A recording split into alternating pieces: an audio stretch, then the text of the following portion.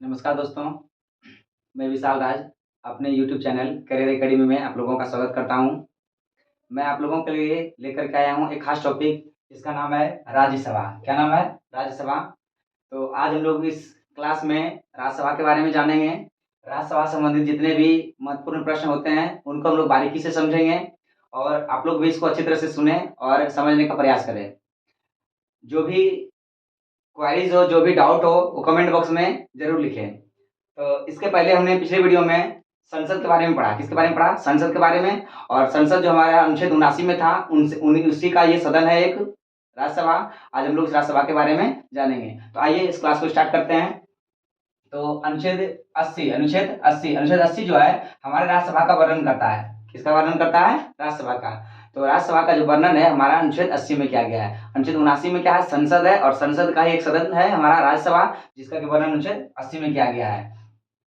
देखिए अनुच्छेद 80 क्या कहता है? अनुच्छेद 80 कहता है कि यह अनुच्छेद कि भारत के संसद का एक सदन जो है, एक सदन राज्यसभा कहलाता है। क्या कहलाता है? राज्यसभा होगा। कहता है क्या? अनुच्छेद 80 कहता है, अनुच्छेद 80 कहता है कि भारत के संसद के एक सदन जो है राज्यसभा होता है। ये क्या हो जाएगा? वो राज्यसभा होगा, यानी होता है। अब देखिए राज्यसभा के बारे में जानेंगे, इसका क्या कहता है, ये क्या इनका डेफिनेशन क्या होता है। कहता है राज्यसभा को जो है ना उच्च सदन कहा जाता है। क्या कहा जाता है? उच्च सदन। राज्यसभा को उच्च सदन के रूप में जाना जाता है और इसे बड़ों का सदन भी कहते हैं। क्या कहते हैं इसे? बड़ों का सदन। राज्यसभा को उच्च सदन कहा जाता है, इन्हें बड़ों का सदन कहा जाता है और इसको द्वितीय सदन के नाम से जाना जाता है। प्रश्न पूछा जाता है कि संसद के द्वितीय सदन के रूप में किसे जाना जाता है? तो राज्यसभा के रूप में। कभी क्वेश्चन पूछा जाएगा कि संसद के किस सदन को उच्च सदन कहा जाता है? तो राज्यसभा को। यानी कि देखिए यहाँ लिखे उच्च सदन कहा जाता है इनको बड़ों का सदन कहा जाता है और इनको द्वितीय सदन के नाम से जाना जाता है, यानी इसको द्वितीय सदन का दर्जा प्राप्त है। कहते हैं कि यह एक अस्थायी सदन है। कैसा सदन है? ये अस्थायी सदन है। राज्यसभा एक अस्थायी सदन है।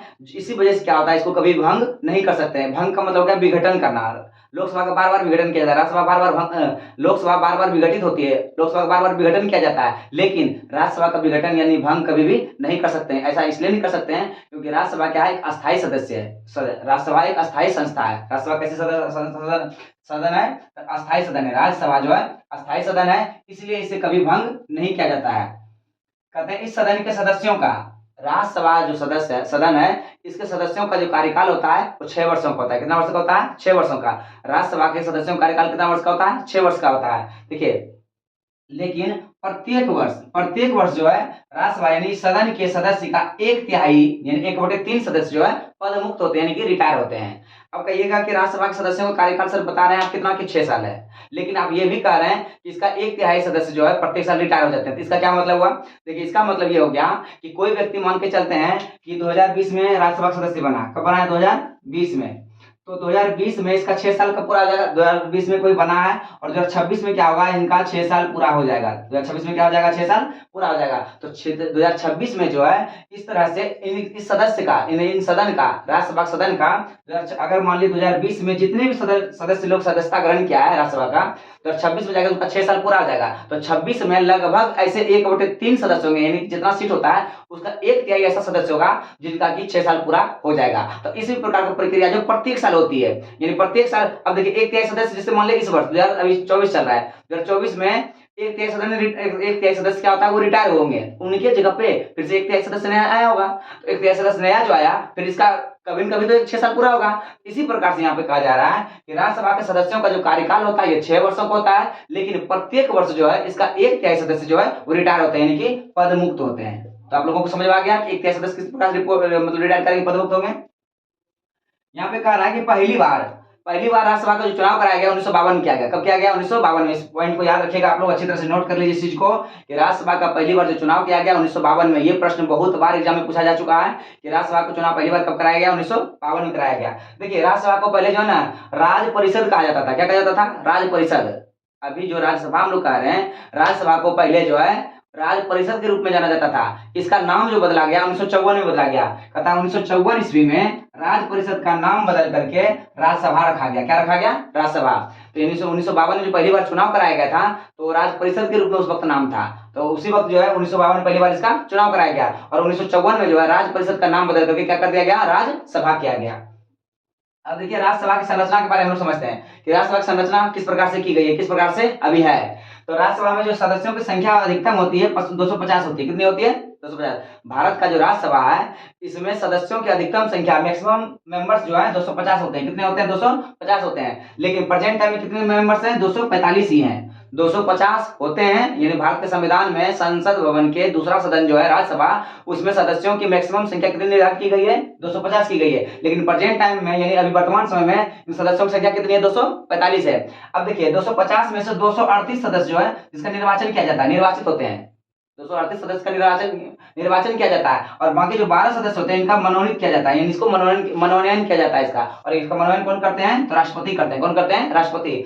प्रश्न पूछा जाता है कि संसद के 12 सदस्यों का मनोनीत जो है यानी कि मनोनयन जो है कौन करते हैं? तो राष्ट्रपति करते हैं। तो 250 में से 12 सदस्य का मनोनयन करते हैं, बाकी जितना बचता है 238 जो इसका निर्वाचन होता है। ये 250 का बात हो गया। अब देखिए वर्तमान का स्थिति बता रहे हैं कि वर्तमान समय 245 है। कितने हैं? 245 है, जिसमें से 12 सदस्य को क्या किया जाता है? मनोनीत। क्या किया जाता है? मनोनीत। ये वही मनोनीत है जो कि 250 में होता है, वही 245 में भी मनोनीत होते हैं। और कौन करते हैं? राष्ट्रपति करते हैं। बाकी कितना बच गया? 233 बच गया। 233 सदस्य का जो है निर्वाचन होता है, यानी निर्वाचित किया जाता है उनको। तो 245 में से 233 निर्वाचित हुए हैं और 12 क्या है? मनोनीत किए जाते हैं। अब देखिए मनोनीत का मतलब किस किन क्षेत्रों से किया जाएगा? यहाँ लिखे हैं, देखिए नोट में लिखे हैं। अनुच्छेद 80 का तीसरा भाग, अनुच्छेद 80 का तीसरा भाग कहता है कि राष्ट्रपति जो है 12 सदस्यों को, राष्ट्रपति जो है 12 सदस्यों का मनोनयन करेंगे, यानी मनोनीत वो करेंगे। तो मनोनीत जो करेंगे किन किन क्षेत्रों से करेंगे? वो देखिए कला के क्षेत्र से, कोई व्यक्ति जो कला के क्षेत्र में बहुत निपुण हो, पूरा प्रख्यात हो, यानी वो विश्वास मतलब कि प्रसिद्ध हो और वो बहुत ख्याति प्राप्त किया हो, बहुत सारी उपलब्धियां हासिल किया हो कला के क्षेत्र में, तो वैसे व्यक्ति को। या फिर साहित्य के क्षेत्र में, साहित्य का मतलब जैसे हमारा लिखने का,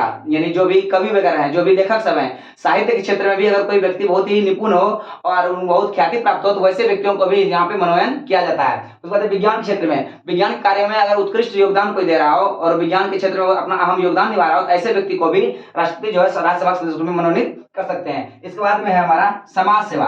समाज सेवा जो सेक्टर है, यानी जिस क्षेत्र के तहत जो भी समाज सेवा में अगर कोई व्यक्ति अच्छा हो और वो देश के स्तर पर समाज के लिए बहुत अच्छा काम किया हो तो वैसे व्यक्ति को समाज सेवी कहते हैं। और समाज के क्षेत्र में, समाज सेवा के क्षेत्र में मनोनीत कर सकते हैं, यानी कहने मतलब है कला, साहित्य, विज्ञान एवं समाज सेवा। समाज सेवा यानी 4 क्षेत्रों में, साहित्य के क्षेत्र में, कला के क्षेत्र में, विज्ञान के क्षेत्र में और समाज सेवा, इन 4 क्षेत्रों से राष्ट्रपति जो है 12 सदस्य को मनोनीत करके डायरेक्ट राज्यसभा में उसको रख सकते हैं। यानी उसके लिए कोई चुनाव, कोई निर्वाचन करने की जरूरत नहीं है, डायरेक्ट उनको 12 सदस्य का वहां से निर्वाचन मतलब मनोनीत करके उसको राज्यसभा के सदस्य रूप में घोषित कर दिया जाता है। और यह अधिकार किसको दिया गया है? राष्ट्रपति को। और किस अनुच्छेद के तहत में? अनुच्छेद 80 का 3 के तहत। अनुच्छेद 80 के 3 के तहत राष्ट्रपति जो है 12 सदस्यों को मनोनीत करेंगे। अब देखिए राज्यसभा के बारे में लिखे हैं कि राज्यसभा का जो चुनाव होता है, राज्यसभा का चुनाव होता है वो इलेक्शन कमीशन ऑफ इंडिया करते हैं। कौन करते हैं? इलेक्शन कमीशन ऑफ इंडिया, यानी भारत के निर्वाचन आयोग। भारत के निर्वाचन आयोग, भारत का राज्यसभा का जो निर्वाचन कराया जाता है, जो चुनाव होता है वो कौन करते हैं? निर्वाचन आयोग के द्वारा, भारत के निर्वाचन आयोग के द्वारा कराया जाता है। और किस आधार पर किया जाता है? तो अनुपातिक प्रतिनिधित्व के आधार पर, अनुपातिक प्रतिनिधित्व के आधार पर। और कैसी प्रणाली होती है? एकल संक्रमणीय मत प्रणाली, एकल संक्रमणीय मत प्रणाली के द्वारा। देखिए पद्धति कौन सी होती है? अनुपातिक प्रतिनिधित्व प्रणाली, अनुपातिक प्रतिनिधित्व के आधार पर की जाती है। और प्रणाली कौन सी होती है? एकल संक्रमणीय मत प्रणाली। कहता है कि राज्यसभा के सदस्यों का जो निर्वाचन होता है वो भारत के निर्वाचन आयोग के द्वारा की जाती है। और यह जो होता है अनुपातिक प्रतिनिधित्व के आधार पर एकल संक्रमणीय मत प्रणाली के द्वारा किया जाता है, एकल संक्रमणीय मत प्रणाली के द्वारा किया जाता है। तो इस प्रकार से राज्यसभा के सदस्यों का चुनाव हो जाता है। और ये कौन करते हैं? भारत के इलेक्शन कमीशन ऑफ इंडिया, यानी इलेक्शन कमीशन ऑफ इंडिया यानी भारत के निर्वाचन आयोग के द्वारा। आप लोग इसका एक बार स्क्रीनशॉट ले लें, इससे संबंधित जो भी बातें हैं हम लोग अभी आगे जानेंगे। राज्यसभा की योग्यता, इसके बारे में जानेंगे, राज्यसभा की योग्यता के बारे में। तो कहता है कि राज्यसभा का जो सदस्य है उसको बनने की, राज्यसभा सदस्य बनने की योग्यताएं जो है क्या क्या होनी चाहिए, इसके बारे में देखिए हम लोग जानेंगे। कहता है राज्यसभा के सदस्य बनने की योग्यता जो है, सबसे पहला नंबर योग्यता कहता है कि वो भारत का नागरिक हो।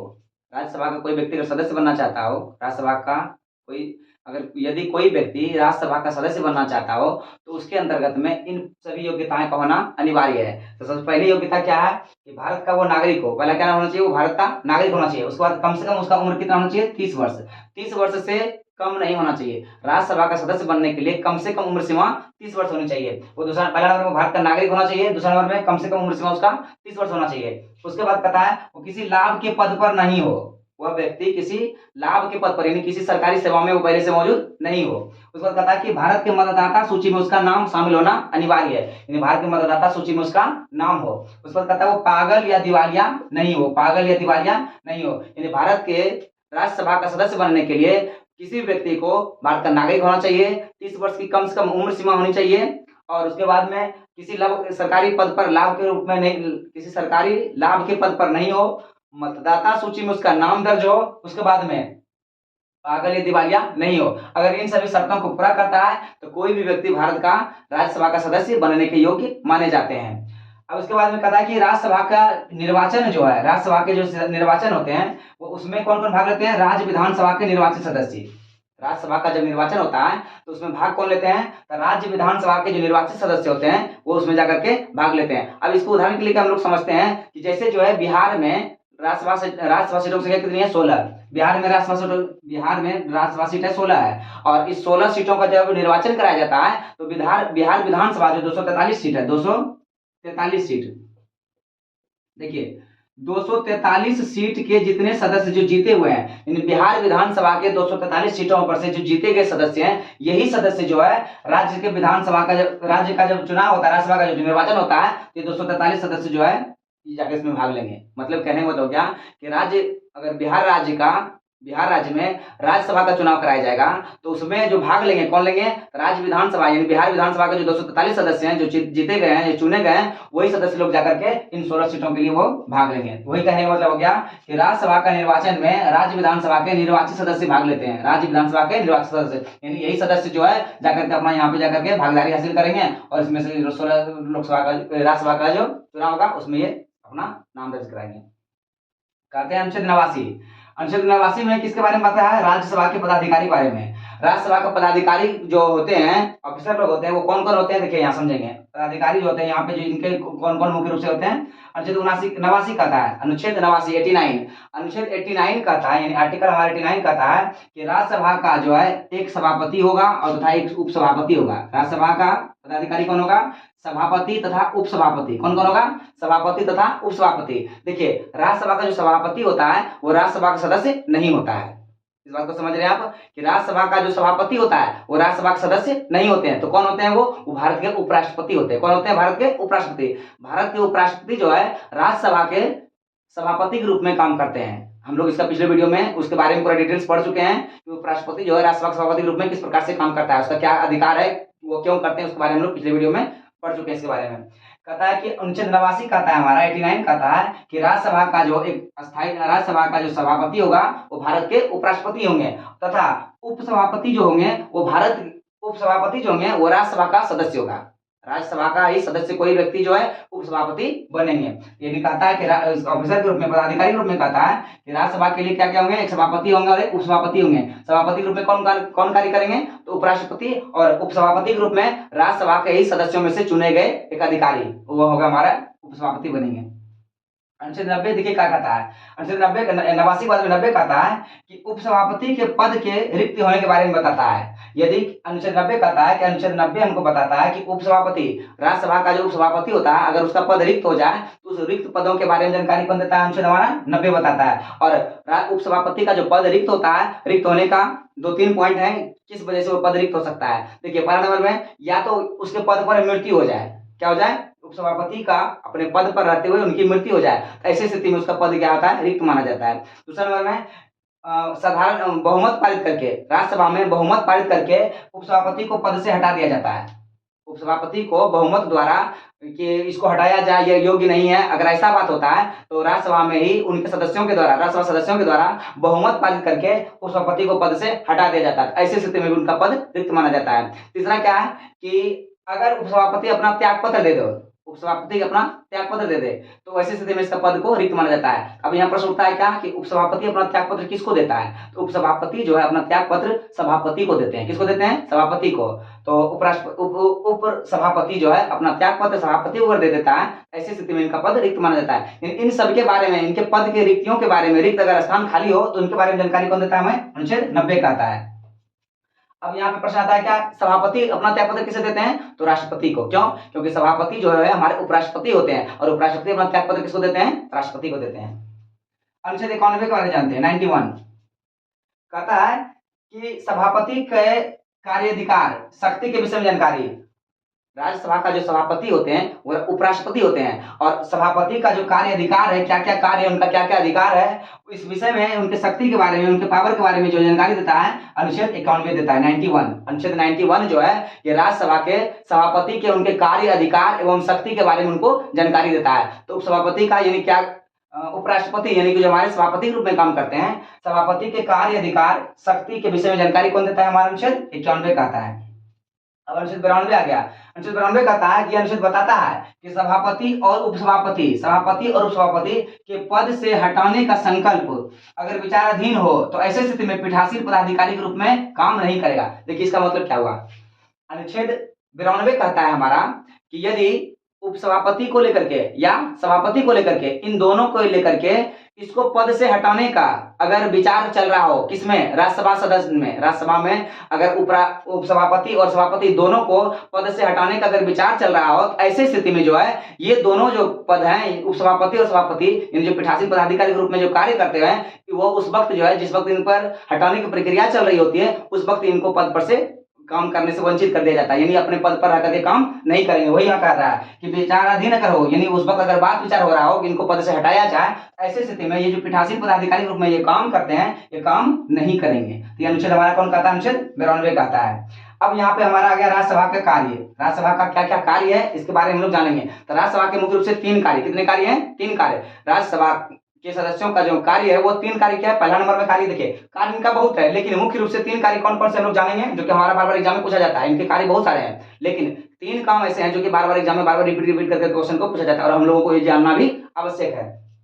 देखिए पहला कार्य कहता है कि उपराष्ट्रपति को पद से हटाने की प्रक्रिया राज्यसभा में शुरू होती है, यानी कि उपराष्ट्रपति को अगर पद से हटाया जाएगा तो इसका यह जो पहला कार्य है, ये राज्यसभा का ये मुख्य कार्य माना जाता है। राज्यसभा का कार्य है कि उपराष्ट्रपति को कैसे उसको हटाया जाए उसके पद पर से। तो राष्ट्रपति उपराष्ट्रपति को, राष्ट्रपति को नहीं, उपराष्ट्रपति को पद से हटाने की जो प्रक्रिया की शुरुआत होती है सबसे पहले राज्यसभा में होती है। कहाँ होती है, राज्यसभा में। उपराष्ट्रपति को उसके पद से हटाने की प्रक्रिया की शुरुआत जो है राज्यसभा से ही शुरू की जाती है, इसका पहला कार्य है। दूसरा कार्य कहता है अनुच्छेद 249 के तहत, अनुच्छेद 249 के तहत यह अधिकार दिया गया है राज्यसभा को। अनुच्छेद 249 249 आर्टिकल 249 जो है राज्यसभा को यह अधिकार दिया गया है कि वह इस अनुच्छेद के तहत 2/3 सदस्य के द्वारा, यानी 2/3 बहुमत के द्वारा जो है राज्य सूची पर कानून बना सकता है। क्या कर सकता है, ये राज्य सूची पर कानून बना सकता है। तो राज्यसभा जो है राज्य सूची पर जो कानून बना सकता है, ये किस अनुच्छेद के तहत में, अनुच्छेद 249 के तहत में। ये इनका कार्य का अधिकार है, इनका ये कार्य है, कार्य का अधिकार है। तीसरा क्या है, अनुच्छेद 312। अनुच्छेद 312 कहता है कि अनुच्छेद 312 के तहत जो है राज्यसभा अखिल भारतीय सेवाओं, अनुच्छेद 312 के तहत जो है तीसरा अधिकार, यहाँ पे हम नहीं लिखे हुए हैं, इसको आप लोग ऐसे ही सुन लें कि इसका तीसरा अधिकार कहता है कि अनुच्छेद 312 के तहत राज्यसभा को अधिकार प्राप्त है कि अखिल भारतीय सेवाओं में जैसे कि आईएएस, आईपीएस, आईएफएस, आईआरएस, इन सभी पदों के बारे में वो रिक्तियां, यानी कि कहने मतलब क्या है, बहाली, यानी नियुक्तियां निकाल सकते हैं, यानी उनके पद का सृजन कर सकते हैं। यह अधिकार किसको दिया गया है, राज्यसभा को। अनुच्छेद 312 के तहत, अनुच्छेद 312 के तहत जो है राज्यसभा जो है अखिल भारतीय सेवाओं का पद का सृजन करता है। अब उसके पद में कौन कौन आ जाते हैं, आईपीएस, आईएएस, आईएफएस, आईआरएस, ये सभी जो पद हैं ये राज्यसभा के द्वारा ही निर्धारित किए जाते हैं, और इनको जरूरत पड़ने पर ये क्या करते हैं, उनकी रिक्तियों को प्रतिवेदन के रूप में नियुक्ति को मतलब बहाल करते हैं। तो इस प्रकार से हम क्या देख रहे हैं, राज्यसभा के ये मुख्य रूप से 3 कार्य हैं। और आप लोगों को ये वीडियो कैसा लग रहा है, आप लोग अपना राय कमेंट बॉक्स में जरूर दें। आप लोग इसका एक बार स्क्रीनशॉट ले लें, इसके बारे में थोड़ा सा और भी कुछ डिस्कशन करना है, पहले सबसे पहले इसका आप लोग स्क्रीनशॉट लें। देखिए प्रत्येक राज्य में राज्यसभा जो सीट होता है उसका जो बंटवारा किया जाता है उनकी जनसंख्या के अनुपात में, किस अनुपात में, जनसंख्या के अनुपात में। जिस राज्य में भी राज्यसभा की सीट का जो बंटवारा किया गया है उस राज्य की जनसंख्या के अनुपात पर ही उस राज्य की राज्यसभा सीट को बांटा गया है। उसके बाद कहता है कि राज्यसभा के प्रथम सभापति जो थे, राज्यसभा के प्रथम सभापति जो थे वो डॉक्टर सर्वपल्ली राधाकृष्णन थे। कौन थे, डॉक्टर सर्वपल्ली राधाकृष्णन। तथा प्रथम उपसभापति जो थे वो कृष्णमूर्ति राव थे। कौन थे, कृष्णमूर्ति राव। यहाँ कह रहा है कि भारत का राज्यसभा का जो प्रथम सभापति थे जो 1952 में पहली बार आम चुनाव कराया गया, तो उस वक्त सभापति के रूप में जो प्रथम सभापति बने वो एस राधाकृष्णन यानी कि डॉक्टर सर्वपल्ली राधाकृष्णन बने। तथा प्रथम उपसभापति कौन बने? तो प्रथम उपसभापति जो है कृष्णमूर्ति राव बने। तो प्रश्न पूछा अगर जाए कि भारत के राज्यसभा का प्रथम उपसभापति कौन थे? तो कृष्णमूर्ति राव थे। और अगर कहा दिया जाए कि भारत की राज्यसभा का प्रथम सभापति कौन बन गए? तो सर्वपल्ली राधाकृष्णन बन गए।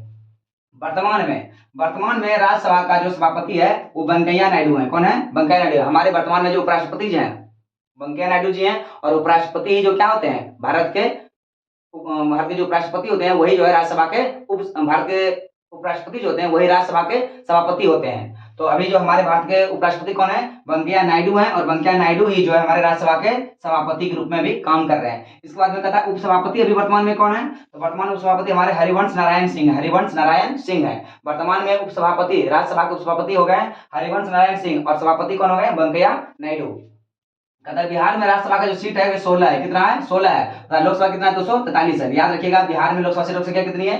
लोकसभा सीट है 243, और राज्यसभा कितना है? 16 सीट है। और सबसे ज्यादा जो राज्यसभा सीट है वो उत्तर प्रदेश में 31 है। सबसे ज्यादा राज्यसभा सीट किसमें है?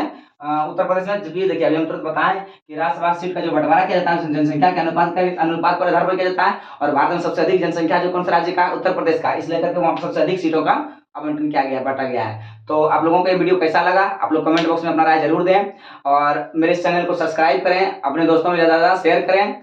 और जो भी मन में डाउट हो या आप लोगों को कोई भी ऐसा सवाल मन में उठा हो इस टॉपिक से संबंधित, आप लोग कमेंट बॉक्स में जरूर दें। और आज के लिए इतना ही, धन्यवाद।